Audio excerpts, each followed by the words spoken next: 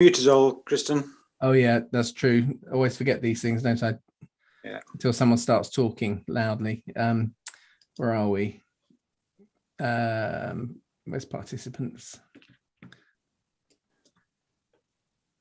Hang on, that's mute all. Right, I think everybody's mute.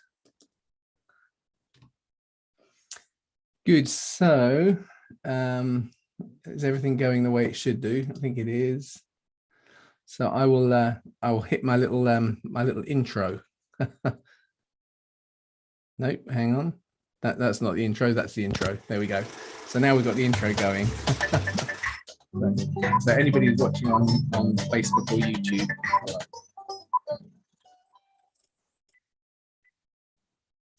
Good. So I will I'll say a good afternoon and welcome to our walking through Matthew. So this will be our last session of the summer before we take a little bit of a break, and we'll be back by then into chapter 14, which seeing as there are 28 chapters in Matthew, we're not quite halfway through, just one more chapter down and we'll be halfway through. But this is a reasonably good place to take a break. So thanks everyone who's here. I will go over to here and then hang on, come here, and there's my welcome.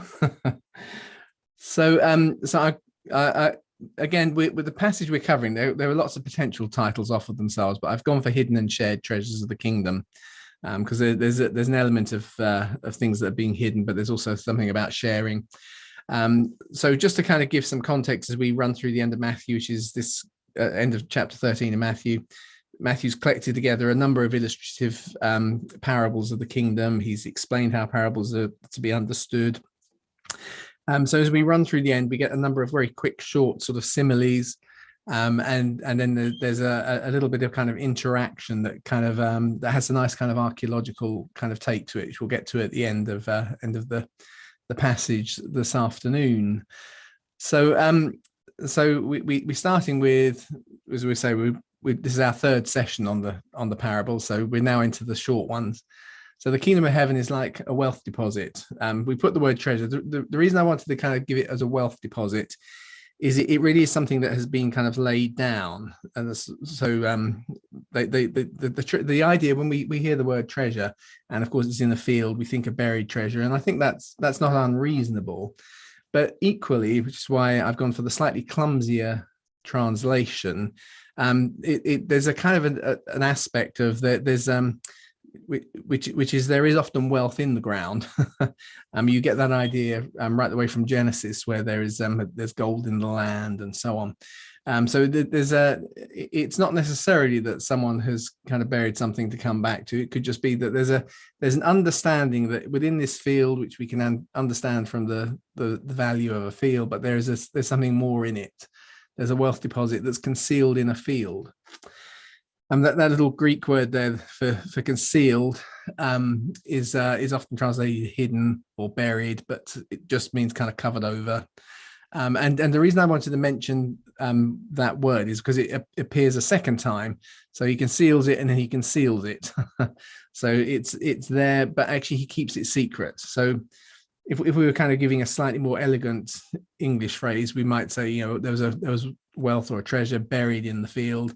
A man found it and kept it secret, but by using a slightly different phrase for the two, we miss the fact they're both the same. And I actually thought there's something about the concealed nature, which I think is quite key as we kind of run through this little series of parables. There's something about the kingdom that Jesus is focusing on that has a certain hiddenness to it. And so the hiddenness comes into the fact that it's hidden to start with, and the guy keeps it a secret to some degree. There's something protective about it. Now, if we try to be too literally kind of analogous in terms of this means this, this means this, this means this, it gets kind of things like that make it a little bit complicated. But the parables aren't necessarily analogies, or allegories. They are stories that make you think and kind of take on ideas and ponder and meditate and so on. And therefore, I think that the idea of the hiddenness that's in these coming verses seems to be a key one to me. So he finds something that was hidden. He keeps it secret, but for the joy of it, he goes and sells all he has and buys that field. Now you've got to kind of put this into the context we've been running through parables of the kingdom. There's something that grows, there's something in me that's going to change, but now we're moving on to what's it going to mean to follow, and that really is the heart of these three little. I just said they're not analogies, but these three little parables that Jesus is going to tell in the next run. They're all about recognizing the value of something that's a little bit hidden, that's something that has to be dug out, that's something that has to be worked on. And so that's an important principle. And the fact that although they're short, the 1, 2, 3, there's a kind of a sense of get hold of this. I was having a conversation just this morning with someone who sometimes rings up with pastoral things or questions, and wanted to know why certain things seem to be, why you have to sometimes look a little bit deeper, because on the surface, the sad thing was they were kind of referring to how very often in church they've had kind of rather simplistic approaches pushed on them in a quite unhelpful ways. And they were saying, well, it probably doesn't mean quite the way you think it does, or it's been presented to you. This is the reason. And he was not in a critical way, but just asking, why do you have to work a bit at it? But actually, I've often thought about that. And I think that it makes it worthwhile. If you're really going to, it's the way, there's something about the value that God has put into people, that it's only really what they struggle to understand that really shapes them in a way that's genuinely fruitful. And so I think it's similar, even with our faith, that there are some things that are easy. We can just kind of, okay, we can rest on those. But if that was all it was, we would be quite shallow people. It's often in the things we have to kind of play with a bit, get them out, struggle with them, turn them over. There's something about the hiddenness that I need to value. It's not that everybody's going to know that I'm suddenly Mr. Wealthy because I've got this hidden treasure in my field. It's something, though, that as I understand it, I have to plan for it in my own space, my own time. I have to invest my own things into it. So he sells all he has and he buys the field. And then Jesus goes on and gives another alternative. Again, the kingdom of heaven is like, it should be heavens, actually. I should have put that in plural each time. Kingdom of heaven should have an S on the end because it's Matthew's gospel, which shows the Aramaic sources of Matthew's thinking, because heavens is a plural word in Aramaic, which comes through in the Greek of Matthew. So again, the kingdom of heavens is like a man, this time a merchant seeking quality pearls. We often translate it as a pearl of great price, but I think again, there's a slight difference in emphasis. If you understand, because the word can mean a valuable, extremely valuable pearl, there's something about the perspective that the merchant brings to it, that they see the value beyond perhaps the person that's selling it. So it's not that I'm a super wealthy person who can buy something super expensive. It is someone who has an eye for understanding value that others don't see, comes and sees a pearl which he recognizes has real value. There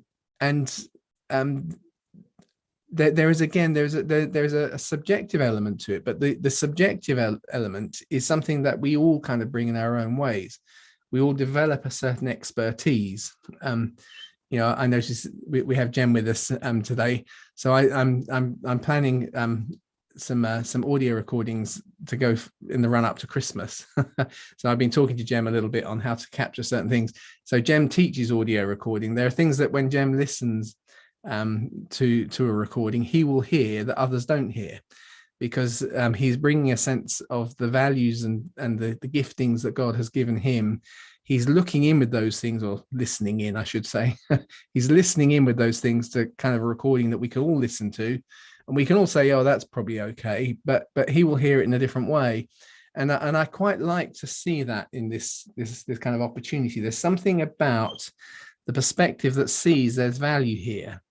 And that particularly comes through in this parable about the pearl, that the kingdom of heavens is like someone who because of their training, because of their instinct, their merchant nature, their mercantile nature that's gone off, seen something that's been dug out of a river and is being sold in the raw, but they can see something of its value and what could be done with it. And so having it found as one extremely valuable pearl, they went and sold everything they had and bought it. so that's kind of shifting from, it's okay, you found it by accident, the first story. So you worked to get it. This time you came and you saw something in it that drew you. It kind of it got hold of the sense of who you are, what your identity and your gifts and your skills are.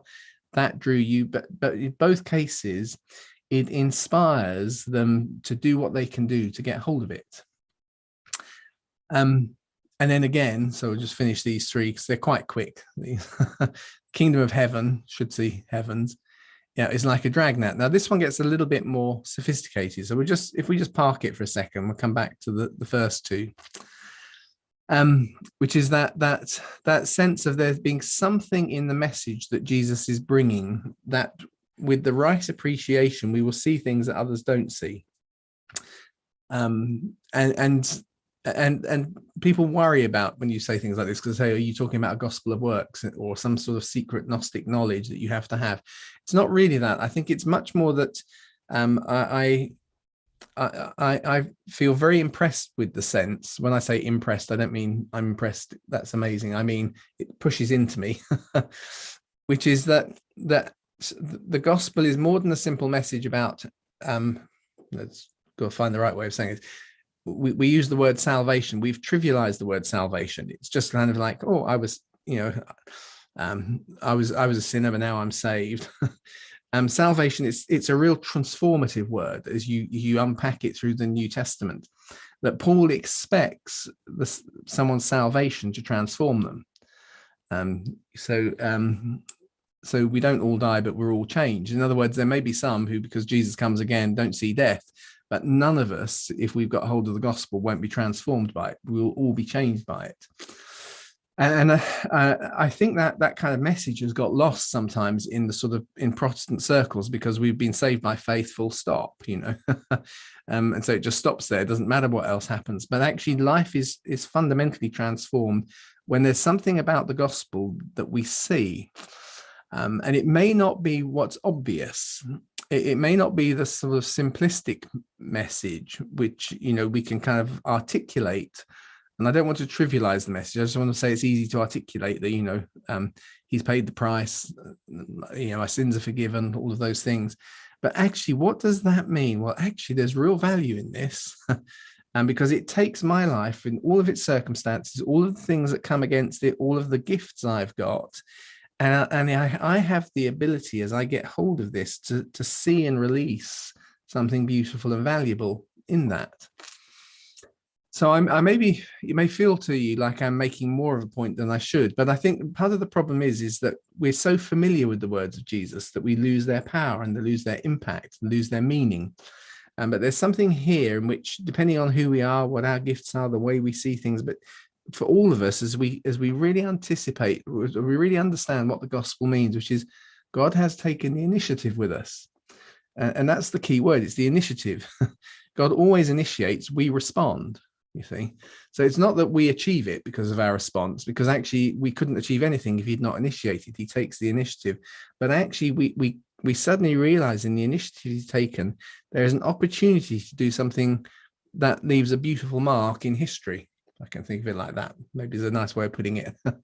Is that if I can get hold of it, I can see something that in my skills and gifts, greater value will be realized by the impact that the gospel has in me. So then we're moving on to the third parable of the kingdom. It's like a dragnet. So this is something, of course, that a lot of Jesus' disciples will understand, because at least 4 of them are fishermen. So it's cast in the sea and gathers up all kinds of fish. So all kinds of good and some rubbishy fish, some that are too small, some that would not be good to eat, probably some old tin cans and boots as well. Because actually the word fish isn't actually there. It's kind of it gathers up some of everything. It's perhaps one way of putting it, but it's kinds of everything, and so the word fish is implied, but it's not actually there. So it gathers up all this stuff. And so when it's all filled, they draw it up on the beach. They sat down, they sorted the quality into the containers, but the bad they threw away, the thing that has real value. And again, this is something that Jesus' disciples and up near Galilee. Because remember, we saw how at the end of chapter 12, Jesus is down in the south, but as we've gone through, we seem to have moved up into Galilee now. And just before we got into the parables of the kingdom, we'd had Jesus's, in fact, it's right at the beginning of the parables of the kingdom, we'd had Jesus's brothers and sisters coming to find him because he's now up in Galilee. They're going to come back in towards the end of this passage. So they've drawn it up onto the beach. They sort it out. They sort it into the quality, and they throw away the bad. And it'll be like that at the end of the age. So something about the kingdom. So what is it then that is about the kingdom that is in that parable? Well, actually, the parable is that actually the process that God is involved with us in captures all sorts of stuff. And that's God's intention. It's called the kingdom. It's the king's will. It's the king's will to encompass both good and bad, but he is encompassing it. Nothing is outside of the influence of the gospel, but not everything is going to be transformed by the gospel or saved by the gospel, however you want to think of it. It's not dissimilar to those ideas in the Old Testament where the earth shall be filled with the knowledge of the glory of the Lord. It's not necessarily that they're all covered by the glory of the Lord, but actually it's encompassed them all. The net has kind of reached out and it's within reach of everybody, and everybody is captured in it. And that's not a negative thing. If you look at history, history is brutal and violent. The human condition is full of plagues and starvation and wars and famines and all sorts of terrible things. But where God has transformed the hearts of communities, you often find everybody benefits, both the good and the bad. They're all lifted up, and there's something positive that all of them experience. But actually, there's something where Jesus is saying, but that doesn't mean to say that all of it is what God's going to keep hold of. Actually, there's something in his heart which allows it to capture everything, allows it to impact everything, allows it to salt and light everything, even though not everything at the end of the day is going to be saved. Now, that can be a very countercultural message, because we're very influenced now by, love means everything goes the right way. But unfortunately, that I always find those things, I kind of understand the logic of them, but they are the spirit of the age, which almost doesn't see anything, that doesn't understand evil. And you, at a human level, knowledge of good requires an understanding of evil. And because we're not perfect, we're just good. And good is kind of, it's not absolute. It's just moving in the right direction. If good's moving that way, then bad is moving that way. We can't avoid that. There is something that is moving away from God. If 2 + 2, the truth is it's always going to equal 4. But 2 + 2 equaling 4.3 is perhaps more accurate than 2 + 2 equals 15 million. That they're both wrong, but actually there is a kind of one is moving towards the right direction. There's something being drawn towards the good. Sorry, I'm just trying to remember why I was going off on that little tangent. It was this issue of we are to be salt and light, as we saw in the Sermon on the Mount. There's something that we do that is good for society, that it captures everybody, not everybody who's necessarily deserving of it, if any of us are deserving of it, which none of us are, but but that's not the point. God is kind of capturing it all in the processes, the things he's drawing us into. Everybody benefits when hearts are being transformed by the gospel, but there will come a point, and that's the real key thing. We're told in Romans 10 that it's not our job to judge who goes up, who goes down, because that trivializes the work of Jesus. But actually, so it's not our job to kind of assign, but to understand that there is a time coming where what's bad gets shoved off and what's good gets kept. And that is part of our faith, and we can be thrilled by that and excited by that, and it inspires us to want to be transformed. And he'll throw them into the fiery furnace of fire, and they'll be, actually it should just be, I've got fire in there twice, it should only be there once. I think I was juggling with which way around to do it. He'll throw them into the fiery furnace, or he'll throw them into the furnace of fire. I've done it twice, it's unnecessary. Now you see, because of the way our the way in which often our faith has come down to us. We over the years, it's become more and more, it means one thing, not another, one thing and another. So we often read these parables as being about something beyond what they actually are. The illustration he's given is just actually a very common everyday thing, which is you're still seeking out what's got value to it, what can be used and what hasn't, and what hasn't you throw into the rubbish fires. You see, throw it into somewhere to burn up. You don't want to clutter the place up with stuff that you can't use and is unhelpful. But we often give it a hint of kind of eternal destiny, which actually takes the word of Jesus beyond their actual given context. I don't want to unduly kind of cause controversy in saying those sort of things, but I was just illustrating it this morning when talking through. If you think about things like when Jesus talks about the wise and foolish virgins, and the foolish virgins, you see, in a Middle Eastern wedding, normally held within a courtyard that's surrounded by buildings around the four sides, but with gaps in between, so it's kind of semi-enclosed. And if you're there, if you're a guest of honor, you're in there right in the middle of the courtyard, and it's all light and bright. If you get there late, then you're in outer darkness. You see, so Jesus tells a story, and there's the wise and foolish virgins. They've all had an opportunity to be right in the middle of the action with the dancing and the light, but some of them aren't ready. So when they get there, they're left in outer darkness. Now, because we've kind of constructed things after the event of Jesus, we look back and we think that he's talking about going to hell.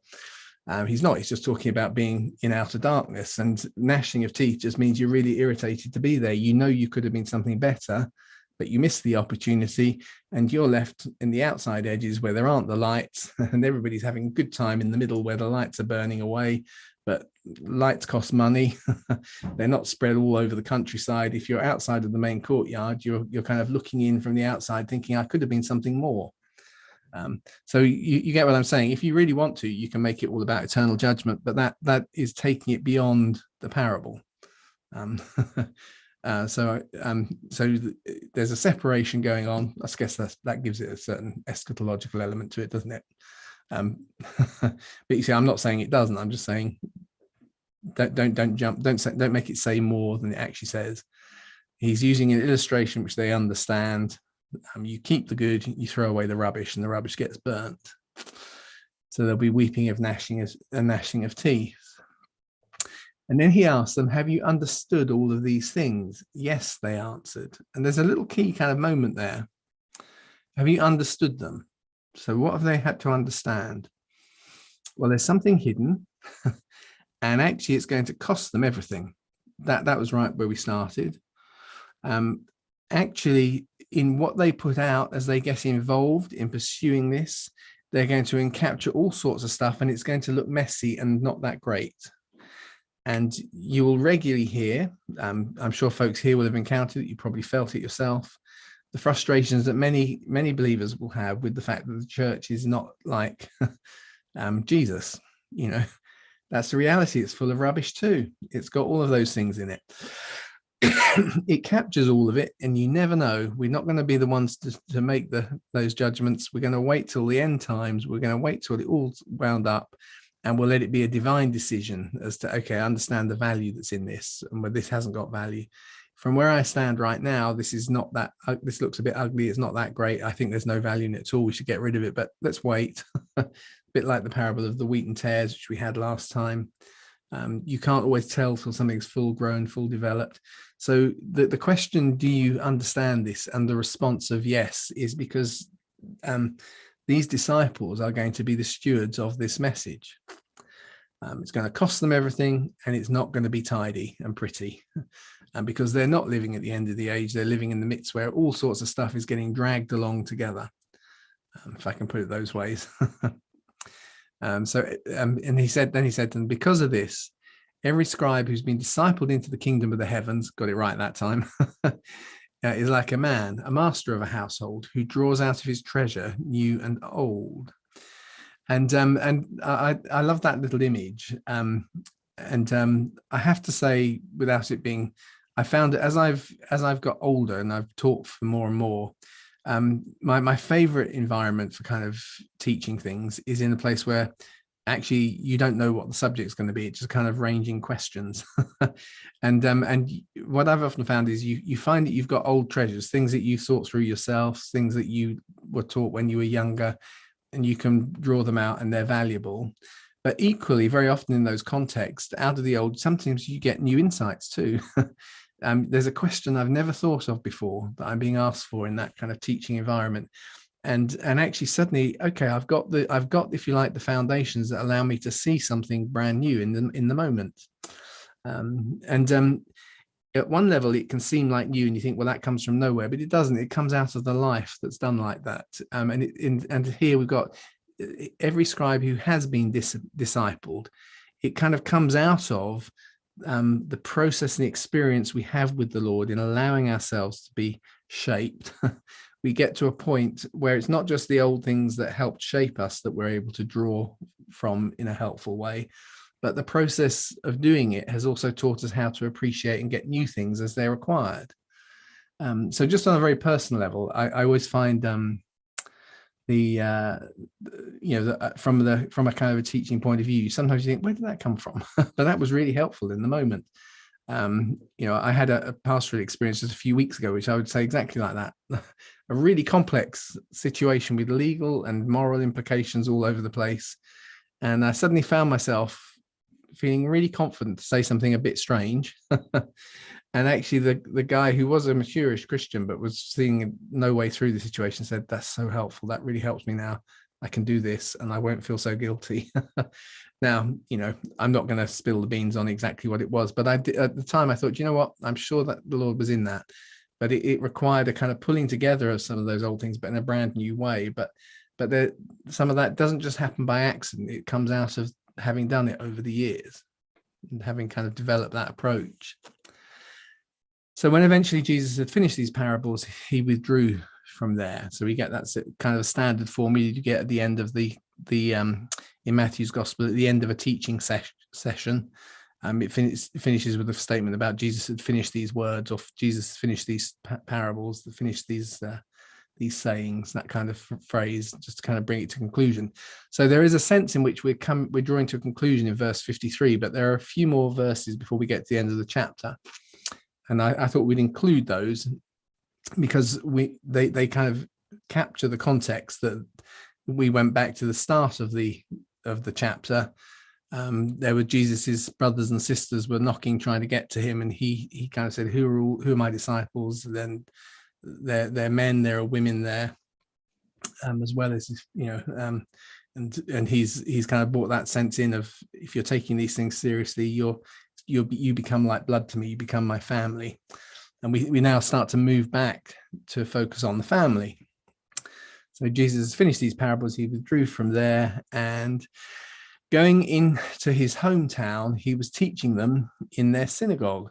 So they were astonished and said, where did this man get this wisdom and these miraculous powers? Now, I'm assuming at this point that this is not the earlier experience where he's already gone in once and they tried to push him off the cliff, which was kind of before he starts to itinerate with his disciples, because he's now traveling with his disciples.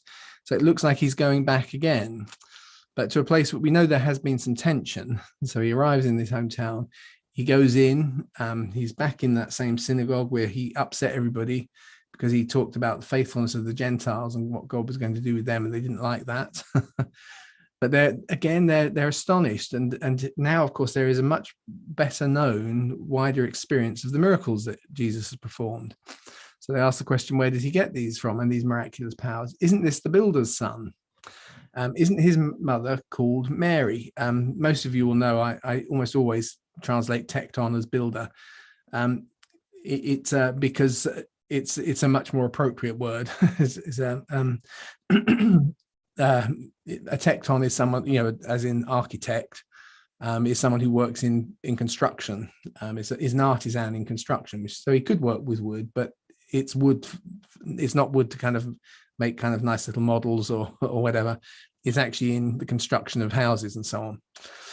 And you're going to see this has an interesting little implication in the last little bit. So isn't his mother called Mary, and his brothers James, Joseph, Simon, and Judas? And aren't all of his sisters with us as well? So we have a reasonable sized family. Looks like there's 5 boys, and probably, let's imagine that there's more than 2 sisters, so perhaps 3 sisters, so 8 kids. That's not unusual. What's unusual is that they've all presumably survived into adulthood, which is a good kind of statement of the provision of God for the family. Is lots of families would have quite a large number of children, but quite a few of them wouldn't survive into young adulthood. But it looks like they're all around because they're referred to. So where then did this man get all of these things? Just asking those questions. But they took offense to him. So second time, same place, because it as is often the way, he's a bit more famous than he was when they tried to push him off the cliffside. But they're still offended by him, because as people always do, we remember people as they were, not who they become. And it's not that Jesus was somehow bad before and now he's good, but he was immature before and now he's a man. So he has to be treated as an equal, but he's an equal who's excelled himself, which always causes an offense to those who had the same opportunities, as they might see it. So Jesus said to them, a prophet's not without honor except in his own country and in his own house. But he didn't do many miracles there because of their unbelief, which is the final verse. I just wanted to finish with that, and his own house, because it's one of those remarkable, nice little kind of, I'm always astounded just how fast archaeological discoveries are illustrating the Gospels at the moment. So it's only about 2 years ago now they actually discovered Jesus' house, which I think, if you believe in Jesus at all, it's a pretty straightforward yes, this is Jesus's house type thing. Here is an actual kind of it's part of the excavation. This is Jesus' family home in Nazareth. It's the place where he was raised as a child. So the background story, I've put a little link to a BBC article about it that was published in 2020 when the report was produced on it, by a secular academic who's not a Christian. Back in the Byzantine Christians used to know where this house was, but it was, as we got more modern and more sophisticated, everybody assumed that it was just a fable. It was just like part of the marketing thing, that everybody has a kind of a relic of somebody and everybody knows where Jesus' house was, and so it was dismissed. It was only because of a research being done by a professor at Reading University. I pointed behind me because Reading's in that direction from where I'm sitting. Just go up the motorway that way one, and you get to Reading University. Who's kind of reasonably well known because he was the archaeologist who discovered the fishing boat in Magdala. If you remember a few years back, you saw it on the news. This is a fishing boat like Peter would have used, and so on. And they were tracing some of the pilgrim routes, early Christian pilgrim routes. So they were not looking at the early 1st century period, and they came across there were two nunneries in Nazareth. One which seemed to have had written texts that go back to the 7th century or so, that were kind of claiming this is just trying to remember what that there was. Oh yeah, one was supposedly the site of the synagogue, which we just heard Jesus teaching in, and the other was supposedly the site of Jesus' home. So as they were doing archaeology around there and they dug down, they actually found a 1st century Jewish home underneath the monastery. And here's the remarkable thing. I've just thrown a quote from it. So this is from Professor Ken Dark. He said, whoever built the house, so that is the house that's underneath the monastery, that has since the 7th century claimed to be the house where Jesus was nurtured and grew up. And then when I say it has claimed that since the 7th century, we have documents from them. We don't know how much earlier it was. But whoever built the house had excellent knowledge of the stoneworking, the sort of thing expected of someone who'd have been called a tekton, i.e. a builder, in the ancient world for craftsmen, that was used to refer to Joseph in the Bible. So Professor Ken Dark is 99, I think he puts it at 90-something% sure this is the house that Jesus grew up in. And the reason is because we have a very, very long written history, although we've dismissed it as being trivial. When we dug down, we found a house that was built in the 1st century. But it's being built by someone who gets all of his right angles incredibly correct. So everything is precise and square, just like the house would be built by someone, unlike normally when they excavate a house, it's been kind of put together with enthusiasm, but not so much skill. This one has been put together by a working person, but someone who's very skilled in getting their angles right and so on. So it's just a nice of those little kind of touches, because the archaeological kind of evidence for the narratives of not just of the Gospels, but of the Bible as a whole, is remarkably strong. A big issue is made of the things where there are gaps, but having gaps is not the same as proof that they didn't happen. And when you look at other stories from the ancient world, we don't have the evidence that we have for the stories of the Gospel. And here you have a very kind of concrete, real location that actually fits the sort of the story and the narrative and has been recognized as such for all of those years. So I just like to throw those bits in, because I always find them, I think if you add those to some of the other things I've touched on before in the last few years, like the discovery of the Mount Ebal curse tablet, which is now throwing all the theories where people have said, well, there weren't Hebrews there were no Israelites in the promised land at the time of the Exodus, or the time the Bible puts it. But now suddenly here we've got people using the name Yahweh. You put it together with things like the discovery of Sodom, which really was destroyed by fire that fell from heaven, because we can tell from the way that the sand's been turned into glass. So on. These kind of things are happening quite regularly. So there is a kind of a growing confirmation of the broad narrative. Obviously, it doesn't fill in the detail, but you get that broad narrative. So I just thought it was worth kind of throwing that at the end, seeing as hometown, home synagogue, and his own home and his family are all part of the mix. And just to say, we can actually kind of locate that in a very specific location within a few feet, thinking Jesus and his brothers and sisters would have actually sat down in this space to eat meals together and so on. So anyway, those are my thoughts today. I always take more than half an hour, so I do apologize. Does anyone want to ask anything or comment on anything before we come to take our break for a week or two, a few weeks? Nice to see you, by the way, Barbara. You turned up a bit late. I didn't see you at the beginning. You too. Yeah, sorry, I was doing some ministry and couldn't. It was really important. It was restoring the foundations. But yes, I did wonder if you'd managed to talk to your sister. I haven't talked to her. No. No. Was your sister, wasn't it? Yeah. Who? You were going to see if she might be interested in doing some Greek. Oh yes, I haven't actually. No, I'll see her at Revive next week. So sure, I'll bring it up then. Yeah. Lovely. No. But yeah, I missed last week's as well. There's another aspect of this. But anyway, I shall catch up on the replay. Brilliant. Thank Good. you. Anyone else want to say anything or ask anything? Yeah, there's that. Thanks, Christian. That was really good, and I was touched by it. Well, when you said about having an eye to see, that was we lost you there, Colin. Oh, you suddenly went silent, and then you came back again. Oh, maybe it's the connection. Yeah, having an eye to see, that was a very interesting point, that it's there, but not everybody can see it, and that alludes to when Paul talks about having he prays that our spiritual eyes be open, are open further and further, as it were. Yeah. So and it's not necessarily a human skill, but there's something in the spiritual skill that we develop to be able to see the possibilities. Yes. Yeah. Brilliant. I've got something, Kristen. Right at the beginning, you said that God places value in people, and the things that we struggle with develop character. Yeah. And I've always, when people say hardship develops character, it's a bit of a cliche, and I've never really thought about it much.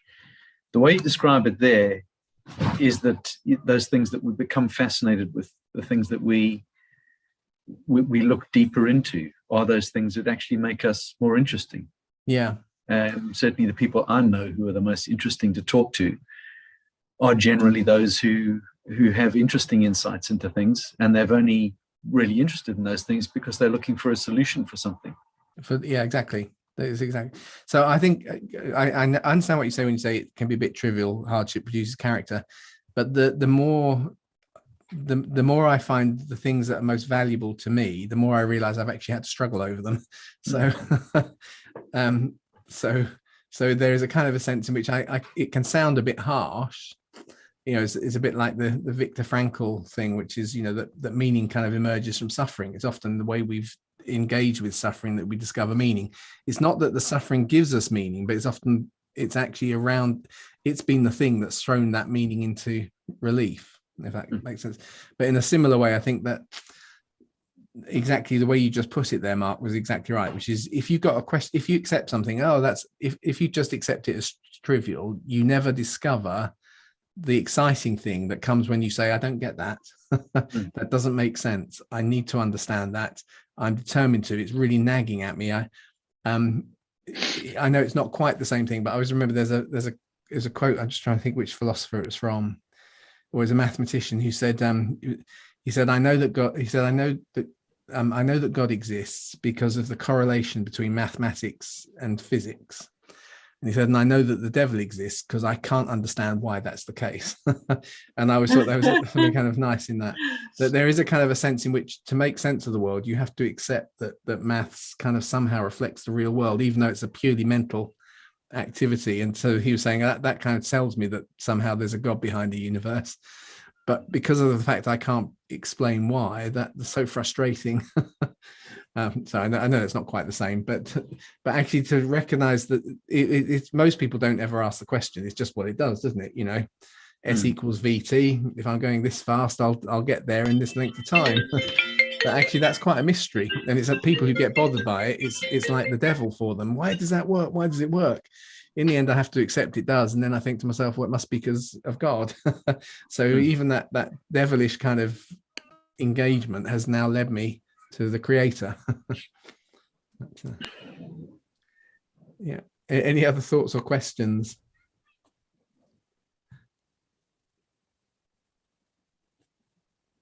Nope. Well, it was interesting to see the Jesus's house stuff. That was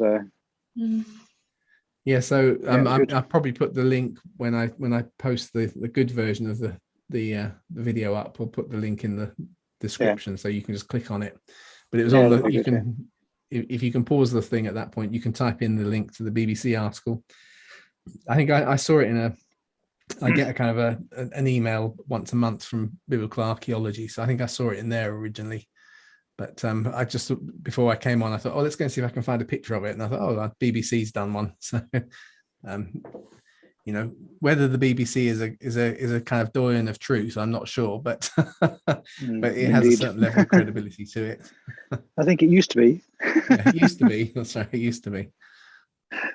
Kristen, I'm interested in how the way Jesus communicated the principles of the kingdom in such a sort of hidden way impacts our sharing of the kingdom today, of evangelism. And if you've got thoughts about that. So I think that there's something about the way we're made that doesn't like to be told, even when something's true. And when I do stuff, I learned a lot by trying to teach to non-believers, because where I did stuff in my old university, and I've noticed that actually you have to engage people to be interested. So even a couple of weeks ago, myself and Jude got invited to a barbecue, so we're the only kind of Christians there, as far as I know. And I had a really fascinating, really lovely conversation with a guy. Got on very well with him, but I was deliberately circumspect in trying to. I was honest. I said, asking what do? I do various things. One of which is I'm leading a church 2 days a week. One of which is this. One of which is that. And as he started asking he asked loads and loads of questions. And I find myself at the end of the evening, I apologize that I'd ended up speaking so much to him, at which we had talked about the Bible. We had talked about how to interpret the Bible, but he had asked all of the questions. So when I apologized, he said, no, I've been asking you. I thought, actually, there's something better that way round. And kind of try, if you'd gone in, and if you go in and you're all, I want to tell you about this, and what's your almost instant, it would be kind of cut off. But actually, if someone is looking for truth, then they will be interested in what you've got, as long as you're not trying to throw everything, trying to make a proof too quickly, if I can put it that way. So I just think there's something of that, which is in a simplistic way. I think I was touching on this the other week. I can't remember if it was this group or not, but I used to not. There's a certain level I don't like the appeal to mystery as a kind of. I think that's sometimes a cop out. It's just it's just a mystery. We'll leave it. But actually, if you this is a mystery, I want to engage with it. Then actually it becomes something very profound. But actually, you realize that faith is navigating towards truth through mystery. But that mystery actually has a certain allure to it. If rather than being too certain, because I've got it all tied up, the universe was created at 2:20 p.m. on the 1st of 3068 BC or whatever, and this happened on this date. Now, as someone who loves the history side, I like to try and put all those things into place. But when we come across with, I've got my little package all nicely tied up, it does lose interest for people. And more often than not, they get obsessed on the bit that you got wrong, rather than understanding actually how the flow of stuff is driving towards a sense of a creator with purpose in the universe. And actually, that's really what you want them to discover. So. That just makes me think about how God speaks to us in dreams, and it is quite hidden, isn't it? You know, and I think there's something about that makes us really sort of dig in to God and ask those questions, rather than having it right. This is what you do. This, exactly. Yeah. No. And we just lose interest in that. Yeah, no. Interesting. Good. Well, we're at 1:50, so I know in theory I do this so that people can take their lunch breaks. We're getting near the end of what would be a lunch break. I think most people have got a bit of flexibility for when they take their breaks, so, don't have to be quite as precise. But do anyone want to ask anything or comment anything else before we go? No, so it'll probably be about 3 or 4 weeks, but I'll send an email out when we get going again. So we probably start at the beginning of September, I think, with the so we'll take a break over August, get going again in September. But it was nice to have folks here today. So I think we were 9 in total at one point, down to 8 now. Right. Well, so I will say my goodbyes and look forward to seeing you in September. Unless I see you over. See you at Revive. We'll see you next week. Yeah. Thanks very much. Bye. Have a good summer, people. Bye. Thank you, Kristen. Bye. Bye. Thanks.